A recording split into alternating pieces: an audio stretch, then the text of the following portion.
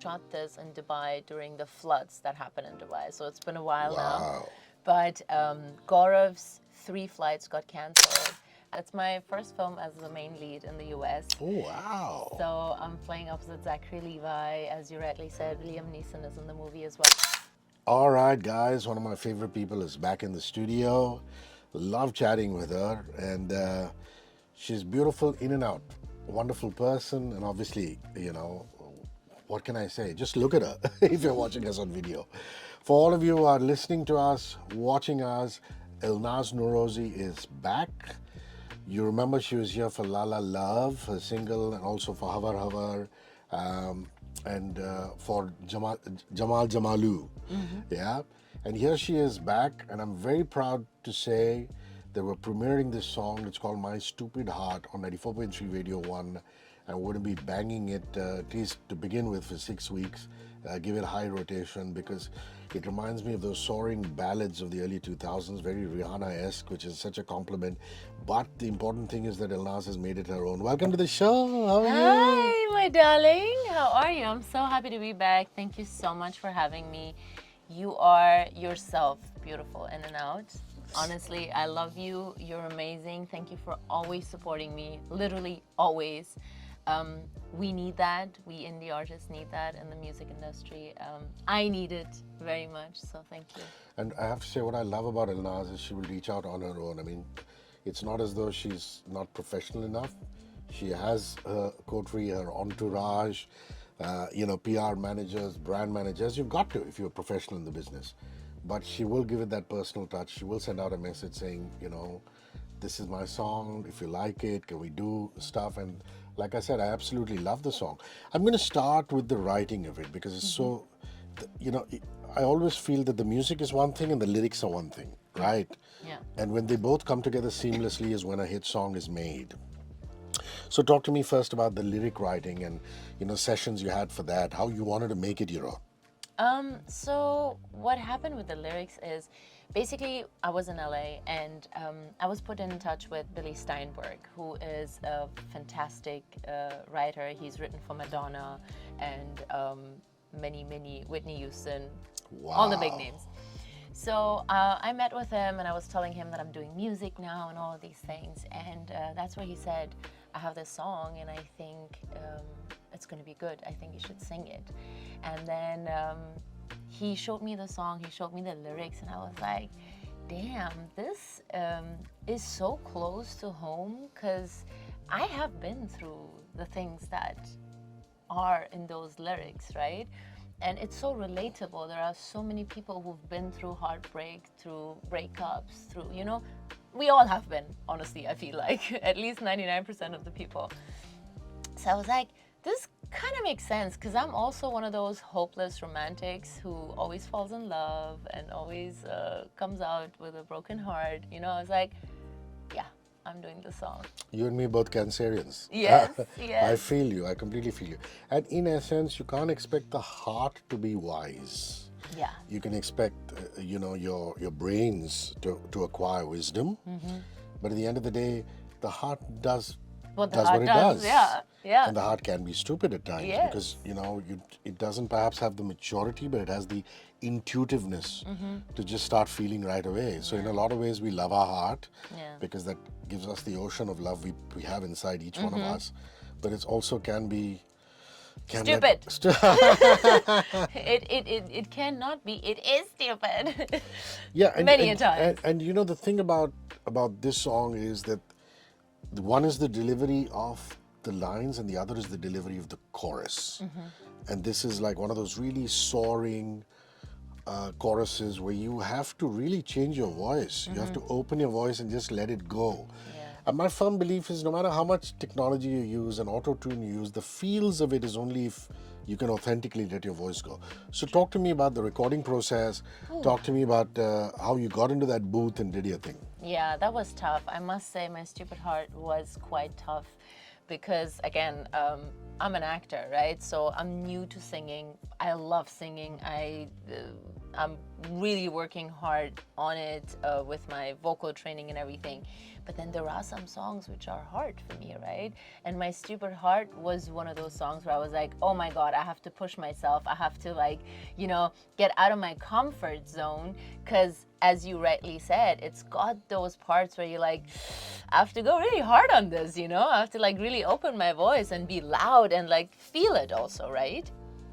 So I was a little scared. I had my vocal coach with me in the studio. I was like, you have to hold my hand through this one, But it worked out well, and I'm happy. I'm happy with how it's sounding. I'm happy with the beat. As you were telling me how you like the mixing, I'm finally happy with it. It really took me 2 to 3 years to finally release the song, because for the longest time I was just not happy with the beat, with the way it was mixed, and But now I'm like, now it's ready, now we can go all out with it. Yeah, so I'm a big one for metadata. Metadata is media speak or radio station speak for collaborators on the song.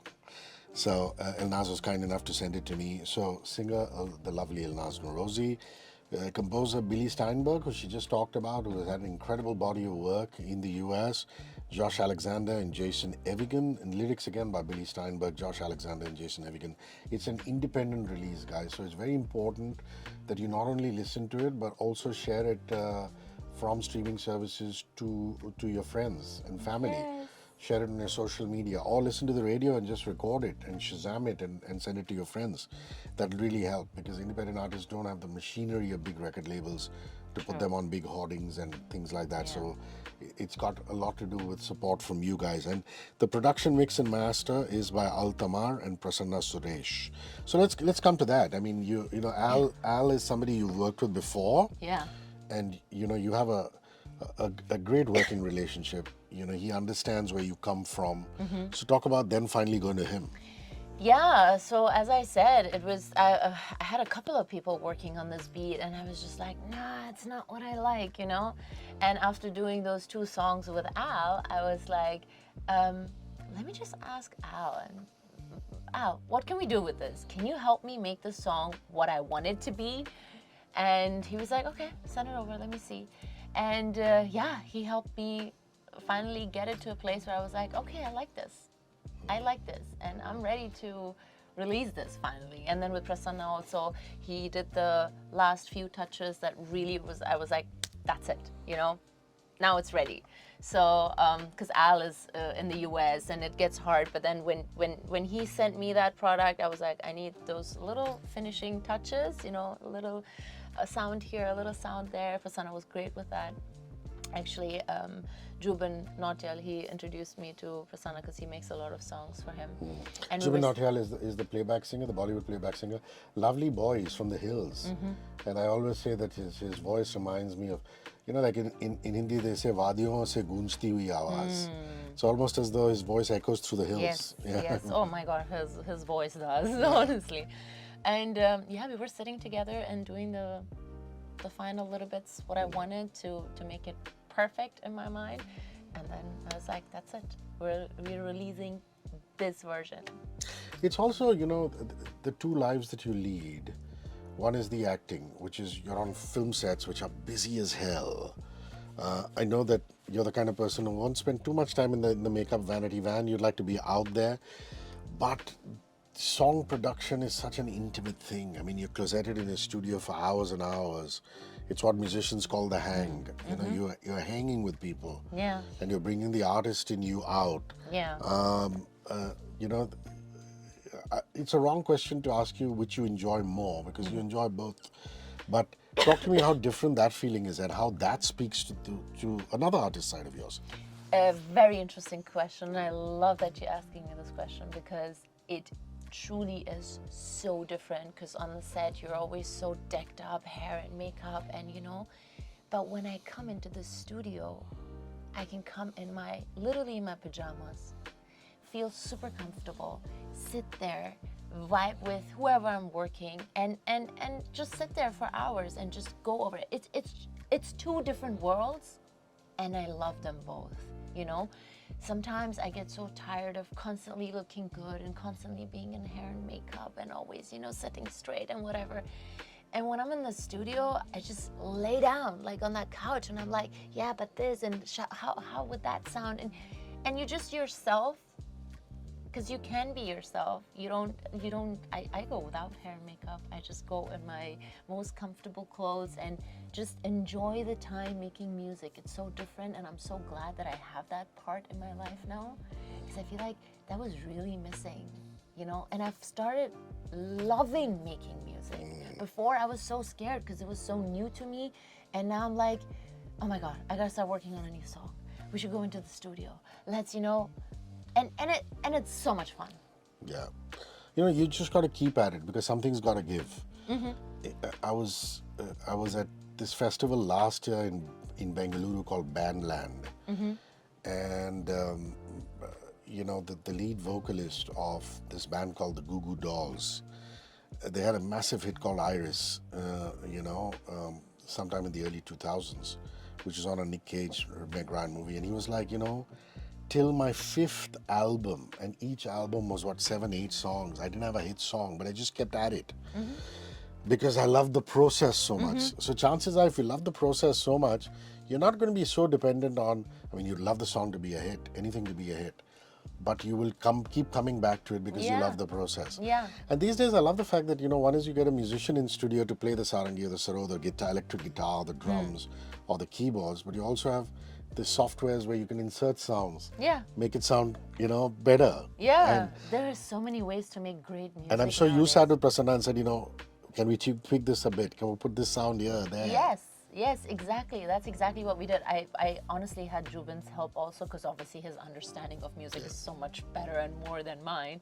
But yeah, that's what we do, and then suddenly you hear it and you're like, I imagined this, and now it's sounding exactly the way I imagined. And it's just like, it's like you're having a baby. Like you know, you just you've been working on this for 9 months, and suddenly the baby comes and it's as perfect as you imagined it to be. You know, I imagine it like that. So it's just an amazing process. I love it. I love making music. Guys, My Stupid Heart playing on 94.3 Radio 1 across the nation, also on all streaming platforms. Look for it. It's Elnaaz with a double A. Go stream it and you tell your friends, family, everybody about it. Now let's come to the video. And, you know, a great song needs a great video. And I love that the first thing that you would do as Elnaaz is use your sensuality and your sexuality, which is not wrong. I mean, it's part of you as an artist. Yeah. But you haven't chosen to go that route. You've chosen, and I want to ask you why. I mean, why you haven't been the flamboyant Elnaaz who wants to use her physical beauty to put it out there in a music video, and stayed very different from that. Yeah. Was it the need or the call of the song? Yeah, honestly, again, this is something that a lot of people always tell me, that you are such a good-looking, sexy girl. Why don't you, in everything you do, you should always be hot and whatever. And I'm like, but it does not go with the song. You are heartbroken. You are, honestly, when I go through a breakup, I don't feel like looking good at all. I'm just in my worst state possible, in the worst clothes possible. You don't feel like taking care of yourself. So I eat a lot. yeah, see? I don't know if Some you do. people stop eating, some people eat. I eat a lot. I eat a lot, for sure. And then you feel guilty of eating. Yeah, exactly. So I was like, let's keep the video. I just really wanted to keep the video simple. We shot it in the studio. I had a couple of different, the idea was, this is Elnaaz, she's going to work, she has to look good, but inside she's heartbroken. And that was the idea of the music video, that how you have to constantly just go ahead with life and live your life, but inside you're broken. And that was And the that's a idea. rough thing. That's one rough part about your life. Because when you're on a red carpet, you know, you have to look your best, behave your best, give off those big smiles, but nobody knows if you're heartbroken deep down inside. You have to just Exactly. submerge it and continue with your life. Yes. You know, that's the story, Morning Glory. You got to just Yeah. do that. Yeah. So in that aspect, I like the fact that, you know, the kajal is smudged. You know, she's going through a rough phase. I also love the fact that it alternates between you in front of a flashy, beautiful car and you just sitting on a dari on the floor.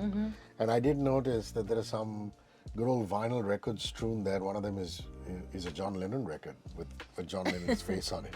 So talk to me about that. Talk to me about the production design, and you like to get involved in everything. Yeah. So talk to me about that. Yeah, so I do love getting involved in it, and I co-directed it with Gaurav Bhatt, who is a friend of mine as well. And so we were thinking, how can we make this look nice? How can we make as simple as we wanted to keep it in the studio, it also had to look in a way of how do you make it look beautiful, you know? How do you make it look like, as you said, we made sure that we have all those vinyls and it looks like music is in the core of this person, right? So he really helped with that as well, and we just put our ideas together, and that's how the music video happened. Is Gaurav the guy who did La La Love too? Was he? No, he did not. No, this is somebody else. No, this is somebody But else. you've collaborated with Gaurav Bhatt before? We have shot pictures together. He's a photographer, he's a DOP, he's a director, he's really an all-arounder. You know, even for a flat two-person interview, one always checks the light, and one has to, because there's so many nuances that go into the making of any form of video. And a music video, apart from suiting the tempo and the vibe of the song, you also have to figure out whether you want to light it bright or you want to light it semi-dark to go with what she's feeling at the time. Yeah. All of that is really all of that, important. yeah. To get the feel of it. And speak to your cinematographer and things like that. So talk to me about other collaborators. I mean, you're a costume person. Did you just pick out your own clothes and say, let's go do it? Or did you have somebody style you? I did have, so again, that was also in collaboration with my boys, Sohail and Victor, who styled me a lot. And in fact, they just did the outfit for Diljit at the Cannes. gala? Yeah. Oh. They helped make that outfit. Yes. Wow, yes. That's a great outfit. They're amazing. So I was like, listen, this is the music video we're making. I need a couple of outfits. How can we put that together? They came home, helped me, because we shot it in Dubai. And fun fact, we shot this in Dubai during the floods that happened in Dubai. So it's been a while now. But Gaurav's 3 flights got canceled. At some point, I thought my shoot is not going to happen. It was a whole disaster. At 12 o'clock in the night, the makeup artist told us she won't be able to come. Where we had an 8 a.m. call, and she told us she won't be able to come. So around 2 in the morning, I found somebody else who made it. It was a whole disaster shooting this music video, but it worked out. It worked out, so I hope you'll like it. You look at it and you can't imagine BTS behind the scenes, what happens. I mean, it's crazy. Yeah. You would imagine, wow, air-conditioned studio, Dubai, this, that. But people have problems, and problems come from every quarter. Nowhere. From nowhere, absolutely honestly. nowhere. Yeah. All right, let's, for all of you who want to check out beautiful Elnaaz in that video, go check it out. It's on the Elnaaz YouTube channel. Yes. ELNAA, that's a AA-Z. Go check out the video, give it a lot of love, subscribe to the channel, hearts, love, everything, comments, go for it. So let's talk a little bit about Ranneti, Balakat and beyond, which was, it was loved so much on the OTT platforms, Interesting cast there. There's Ashish Vidyarthi, who just talks so much. I told him, Ashish, I'm just happy you have a stand-up comedy show because you have so much to say. Yeah, he does. And Lara, she's all class, isn't she? Love her. And she was telling me she's moved to Dubai. She says she spends, really? because her daughter is in a tennis academy in Dubai, and she spends about 9-10 months a year there, and she only comes into to film. There was her, and then there was Santosh, who was the director, who also Love did him. a chat with him. He's one of my favorites. The guy who plays the pilot, Prasanna, it was apparently a big star down south, and these are the guys that I got to interview, and I was like, where is Elnaaz? I wasn't in town. They said so. They said you weren't in town. But talk to me about Ranneti Balakat. Yeah, I mean, and especially now because all of a sudden life comes full circle. You know, with whatever's happening. Yeah. So it was very interesting when Ranneti came to me because it had a lot of action for me, and that's been something I was looking for since a long time. And playing an Indian who's undercover in Pakistan was very interesting for me, you know, with all the Urdu that I had to speak. And it was a perfect role, I feel like. And I'm really, really grateful to Sandy sir for trusting me with that, because I know that there are a lot of people still out there who think that I don't speak Hindi or I can't speak that well. And then when I start speaking Hindi, everyone's like, oh my God, you don't even have an accent, you know? So when there are people out there who give me that opportunity where I can showcase all of these things that I can do, I'm like eternally grateful to them. And Ranneti was a very, very special series, and it was honestly so well done. Afterwards, when I watched it also, I was like, yeah, good stuff, sir. Well done, you know? And it's so relevant, honestly, because as we see, these stories keep coming back to India, you know? Between India and Pakistan, all of this keeps happening, and it's great to have these series that are made of actual Real life incidents. real life incidents, and it just brings so much information to people. And what was very important to Sandy sir, I remember he kept talking about it, is to keep it real and to keep it close to actually what happened, and not, sometimes you say cinematic liberty and let's do this and add this and whatever. He just wanted to make sure it's close to the incident, and that's what I loved about it too. So, you know, I know that Kandahar happened, and it was, you know, working with Gerard Butler. That's already there on your resume, on your CV.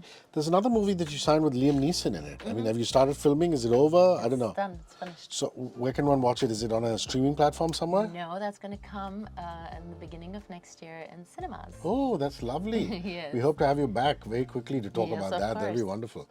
How's that? I mean, what is it? I mean, whatever little you can tell us about it as a sneak peek. It's my first film as the main lead in the US. Oh, wow. So I'm playing opposite Zachary Levi. As you rightly said, Liam Neeson is in the movie as well. We have a lot of other lovely actors, which I can't speak about because they're getting announced soon. Beautiful film also. Love the story. It's called Hotel Tehran. It's got a lot to do with Iran, obviously. All of those CIA movies, the American type of, it's something like that. Oh, I love espionage. I love that. Yeah. And obviously with Liam Neeson, you can imagine the kind of story it is. I'm very excited. I am so super excited. We have finished filming. It's getting edited. It's in VFX right now. I cannot wait for it. I mean, you don't want time to go by fast, but when you have something like this coming, you're like, okay, time should go fast now. You know, like you want it to be 2026 now. This is how I'm feeling about this film. So I'm very excited, and obviously it's going to be in the cinemas in India as well. And have the Indian guys come calling even more after Ranneti Balakat? Has the phone been ringing? Are you reading more scripts? That's important. I am reading more scripts, and damn it, we have an announcement in 3 days, which I wish I could talk to you about right now. You could have come 3 days later. It's okay. Yeah, It but doesn't my matter. song is releasing today. Yeah, but perfect excuse to get you back again. Yes, There's no problem. I love coming back to you. Yeah, maybe we'll give it a bit of a break, and you know we'll allow that announcement to breathe. I have another announcement the next week also. Whoa. So I'm just gonna wait for all of that and come back to you. Don't worry, I'm back soon. Yeah, I think first week of June may sounds very hectic for you. May, So we have a date right here in this studio. Yes. Yeah. Yes, we First do. week of June, you're gonna come in, and we're gonna talk about these two top secret projects now. Yes. That's lovely. And are both of them? Can I poke you a little or nudge you a little to say, are they both theatricals or OTTs or a combination? I don't know. One is theatrical, the other is OTT. Okay. But both are huge. That's all I can say. I shall ask no more because I don't want you to get into trouble, because these days they have all these NDAs, non-disclosure agreements, and they're not supposed to say That's all I things. can say. And it's scary because you might say half a thing. I might not make a big deal about it, but people cut videos from somewhere I and they make a clickbait somewhere else. I know. So that's it. Scary. Suffices to say that Elnaaz will come back, and we'll Yes. talk about that later. But this is great. I'm touched wood. You know, it's wonderful that your life. I know how hard you work. I know how sincere you are about your craft, and you know how long you've been at it. So I'm really glad that things are coming to fruition, and this seems to be like maybe one of those big years. Yeah, it is. Yeah, I'm excited. Thank you. And as so long much. as you get to travel because of your work a little bit, I saw your Instagram feed, and you were in LA a while ago, which is Yeah, fantastic, which yeah, is yeah. during the song, working yeah. with Bill and things yes, like that. Yes. So as long as you're getting a little bit of that time, then that's fine. Yeah, I love traveling. Yeah, I wonder how people see you everywhere they go, because this is again, there's this wonderful video I saw where you talk about India and Germany and Iran. Germany where you grew up, Iran where you were born, and India where you now work, which is now your Karam Bhumi. Yeah. And in India we tend to look at Elnaaz as a bit exotic. Wow, she's amazing, things like that. I wonder what the West thinks of you. Yeah, I wonder too. Somebody please tell me. Now what that you have they agents in think the of me. West who are getting you work. Yeah. Because you are so multicultural. Yeah. I mean, you're not like, you look at some of these, you look at Jennifer Aniston, you say American, quintessential American. You look at Ajay Devgan and you go Indian actor. Yeah. But you really are multicultural, which Yeah. is an advantage, but at the same time, sometimes can be, oh, what, where, how? Exactly. This, in fact, does happen where people are like, okay, is she Indian now? Is she Iranian? Why does she have a German passport? Like, what's going on? I do see that. But in the US, it's really interesting for them when I tell them that I work in Bollywood, that I live in India. Everyone just like, what? Like, how? Oh, so you're Indian. I'm like, no, I'm actually Iranian, but I grew up in Germany. And then that's it. That's where they stop. They're like, huh? Like, 1 second, give me a minute. It takes them a bit, but they do love it. They do love it.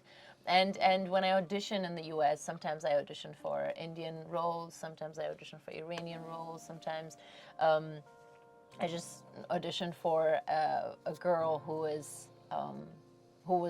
grew up in the US, So I can do it. It really helps. I can do a lot of different things. And I still think that the Indian guys, all you filmmakers who are listening, you can do Punjabi Sindhi very easily. I You have done a Punjabi Yeah. film earlier and I did look very Punjabi in it. I must say they did a really good job. So Punjabi, I can. All right, the exciting life and times of Elnaaz Norouzi. Guys, My Stupid Heart is out on YouTube. Go look for it. Give it a lot of love. My Stupid Heart, the song is on streaming services as well as Radio 1. Keep listening. Keep telling us what you feel.